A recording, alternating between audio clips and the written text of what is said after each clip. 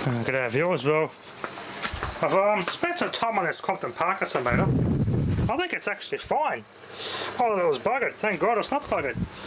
I took it all apart, cleaned it all. I got the windings all clean, gave it a really good inspection. What I thought was a melt was actually not melted through. It tested fine on the multimeter and the mega and everything. So I just washed all the windings out with a hose. Got all the dirt out of the windings. I just flipping hosed it out with a jet nozzle. Washed all the windings out and it sat for about 20 hours in the sun. Let it sit in the sun all day and that dried it out. They just compressed air straight away after I washed it. And it sat, just dried out naturally. It's fine. This thing's fine.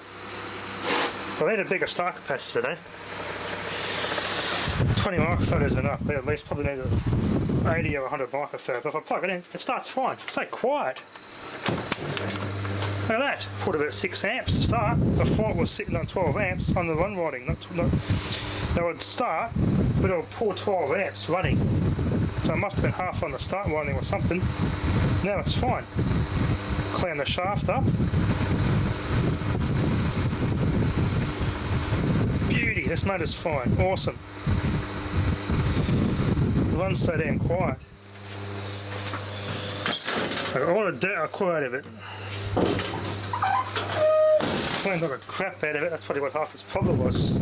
The windings are okay. I checked the insulation. All the insulation's fine, which is the main thing. Now I'm going to put some oil.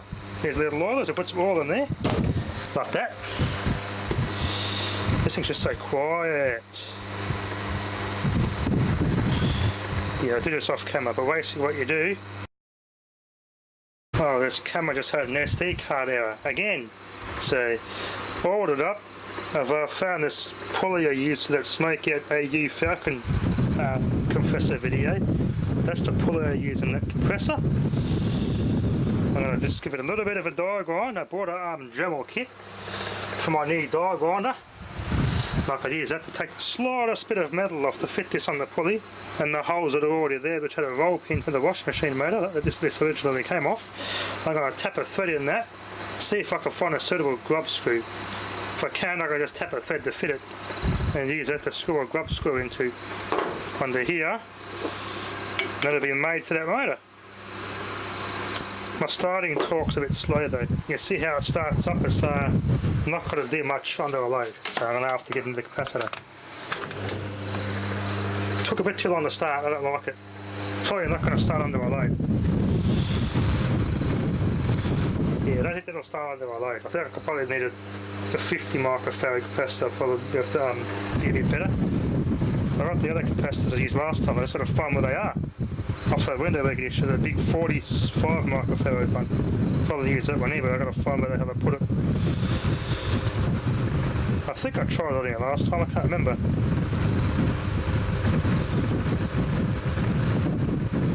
It's smooth as, look at that. My fingers aren't even getting hot, that's so smooth. I can hold my fingers up to there all day. It's not even polished my skin though, look at that. That shaft was a bit mushroomed, so I fixed that. Runs so quiet. Sleeve bearing motor. It's a very good old motor, this one. I'm very happy how it's fine. So I'm not sure why it just didn't run properly. Don't know why, but it's running fine now.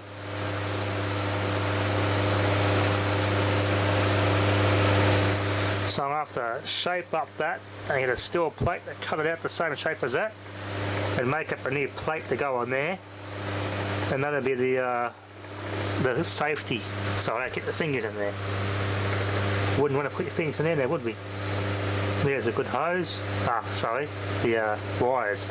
Huber, Sana, Switzerland. The original little wires on there, those little cords.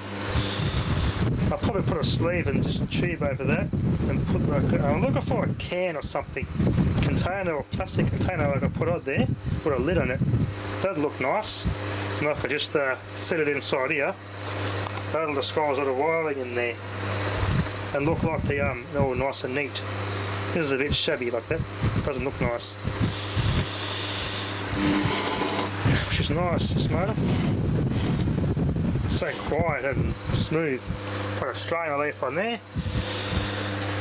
Model P53Z, and it's got peak horsepower, a quarter horsepower, 425 RPM, 230 to 240 volts, 2.15 amps.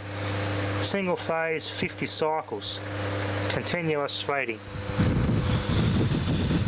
What a nice old motor.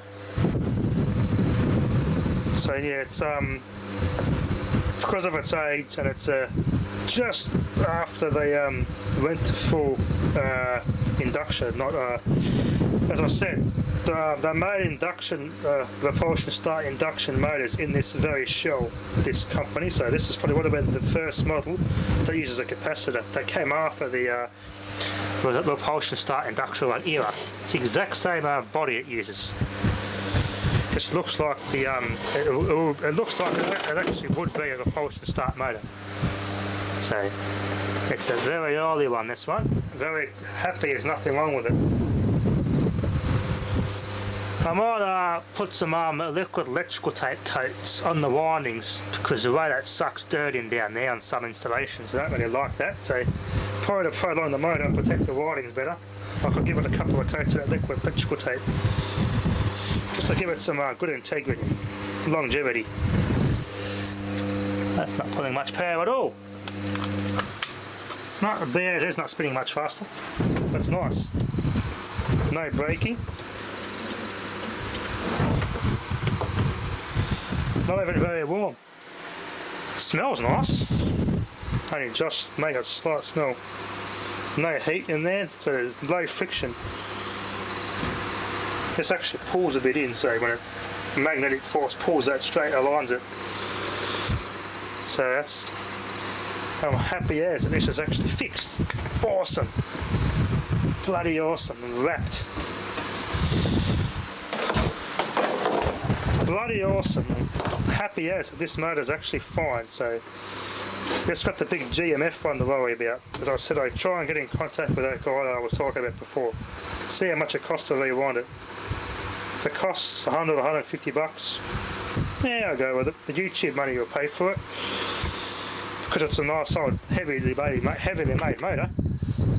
And to buy a new one like that, like I got my air compressor, the same rating, it's like a $350 motor. So yeah, it is worth fixing. For the sake of the YouTube videos and money I make off YouTube, I think I'll go ahead and get it rewound. If it's going to cost less than $250, that is. Hope it will. But I'll get in touch with this guy if I get a chance, or go from there. So it'll probably be a long-term project, but I'm glad this one's fine. Anyway, that'll be enough for now. Thanks for watching.